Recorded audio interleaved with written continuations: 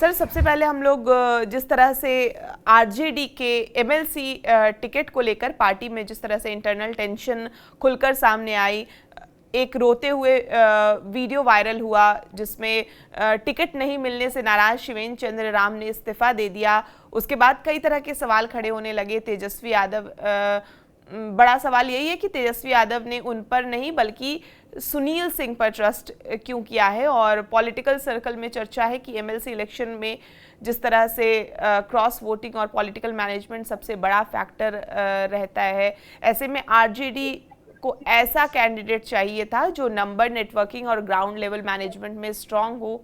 सुनील सिंह को इसी वजह से सेफ बेट माना गया। साथ ही उनकी जो उम्मीदवारी के जरिए आरजेडी ने जिस तरह से राजपूत वोट बैंक पर कहा जा रहा था कि जिस तरह से एमवाई से आगे आकर अब ए टू जेड की पार्टी बनना चाहती है आरजेडी, तो राजपूत वोट बैंक को भी मैसेज देने की कोशिश की है।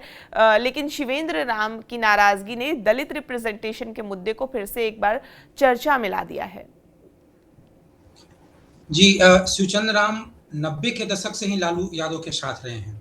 वो आरजेडी के साथ रहे हैं लंबे समय से, 90 के दशक से ही, और वो आरजेडी के एक प्रमुख दलित चेहरा के रूप में है और उनका प्रभाव भी है। जैसे वैशाली का इलाका, हाजीपुर का इलाका, जहाँ पे रामविलास पासवान कभी दलित नेता के रूप में रहे, और आज के समय में चिराग पासवान, हाजीपुर वैशाली के इलाका में चिराग पासवान का एक दलित नेता के रूप में अपना दबदबा है। तो उसकी जगह पे शिवचंद्र राम आरजेडी के एक लोकप्रिय नेता के रूप में रहे हैं वहां पे, और उन जगहों पे उनकी लोकप्रियता भी है और इसका फायदा आरजेडी को मिला भी है, चाहे वो सीटों के रूप में, सीटों के लाभ के रूप में चुनाव के दरमियान हो या ना हो। लेकिन वो शिवचंद्र राम एक कद्दावर नेता माने जाते हैं आरजेडी के। लेकिन इस बार उनको टिकट नहीं मिला। हालांकि जब वो प्रेस कॉन्फ्रेंस कर रहे थे तो रोने लगे, बिल्कुल ही वो फपक फपक के रोने लगे, और उन्होंने बताया कि मुझे कहा गया था, कई बार ये बताया गया था कि आपको टिकट मिलेगा। वो काफी आशान्वित थे, इसीलिए उनको लगता है कि झटका भी लगा है और वो भावुक भी हो गए। अब महत्वपूर्ण बात यह है कि जिस तरीके से एक ही सीट थी एमएलसी की आरजेडी के पास, उसको लेकर के जो गहमा-गहमी थी, कई नाम थे, उनमें एक इनका भी नाम था, और उसके साथ-साथ आरजेडी के जो तेजस्वी यादव ये चाहते थे हमेशा कि वो ये जो एकलौता जो टिकट है एमएलसी का, वो उनके परिवार के सदस्य को न मिले, यानी उनकी बहन रोहिणी आचार्य, जिनके बारे में भी कैस लगाया जा रहा था, तेज प्रताप यादव जो अपनी एक अलग पार्टी बना चुके हैं, जनशक्ति जनता दल, उनके बारे में भी ये कहा जा रहा था कि एक ही सीट है, वो परिवार के किसी सदस्य को मिल जाए। और इसके लिए लालू यादव और राबड़ी देवी दोनों सक्रिय भी थे, अपने अपने बेटी से और बेटे से बात भी कर रहे थे। लेकिन इसी बीच तेजस्वी यादव ने एक यह निर्णय ले लिया। देखिए, तेजस्वी यादव परिवार के अंदर कोई अन्य चुनौतियां पैदा नहीं होने देना चाह रहे थे। जो टकराहट हुई, जो खलबली को लांघते हुए, चुनौतियों को लांघते हुए, अब जब वो आरजेडी को अपने हाथों में ले चुके हैं, तब वो किसी बहन को या भाई को एमएलसी सदस्य बना करके फिर उस समस्या को पुनर्जीवित करना नहीं चाह रहे थे। इसलिए वो चाह रहे थे कि एक टिकट घर के बाहर को मिले।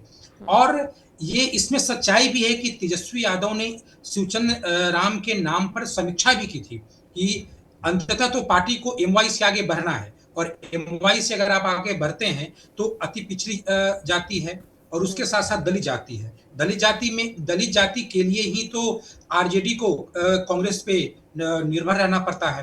कांग्रेस की जो लोकप्रियता है छिटपुट कहीं सवर्ण जातियों में है, और ज्यादातर उसकी जो लोकप्रियता है वो दलित जाति में, वो भी रविदास समाज में है। तो उसी निर्भरता को कम करने के लिए दलित नेता के रूप में इनको उभारना था। लेकिन जब तेजस्वी यादव ने यह तय किया कि वो परिवार के सदस्य को टिकट नहीं देंगे, बाहर किसी नेता को टिकट देंगे, तब एक आम सहमति बनाने वाली स्थिति पैदा हुई।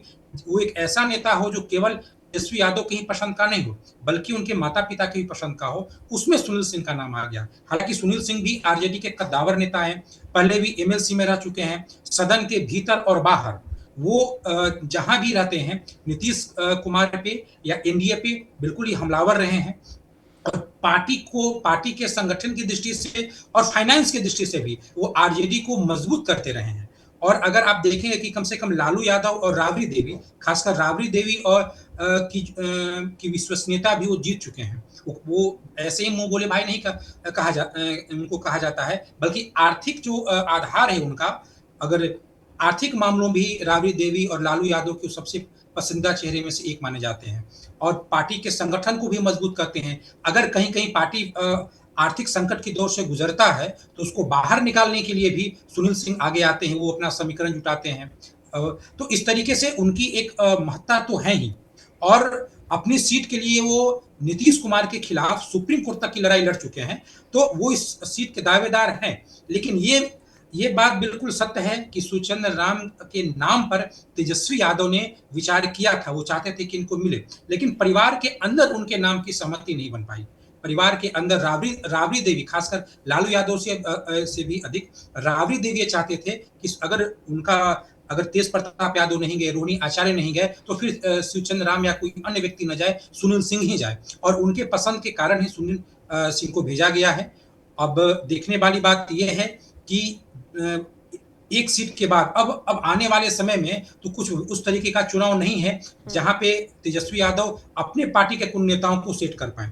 ये उनके लिए आखिरी एक मौका था। राज्यसभा भी खत्म हो गया, एमएलसी भी खत्म हो गया। हाँ, आने वाले समय में ग्रेजुएट कोटे का और स्नातक कोटे का चुनाव है एमएलसी का और वो चुनाव होता है जिसमें जनता वोट करती है, ग्रेजुएट जनता वोट करती है या जो टीचर होते हैं, जो वोटर बन चुके हैं तो वो वोट करती है।